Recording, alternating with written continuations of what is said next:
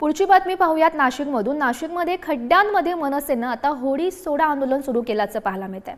Nashik road येथील बस स्थानक, gel road येथे साचलेल्या खड्ड्यांमधील पाण्यात त्यांनी होड्या सोडलेल्या आहेत। नाशिक महापालिकेविरोधात मनसेकडून जोरदार घोषणाबाजी पाहायला मिळते। महापालिकेतील बांधकाम विभाग खड्ड्यांकडे दुर्लक्ष करत असल्याचा आरोप सुद्धा मनसेकडून करण्यात येतोय। नाशिकमधून ही महत्त्वाची बातमी।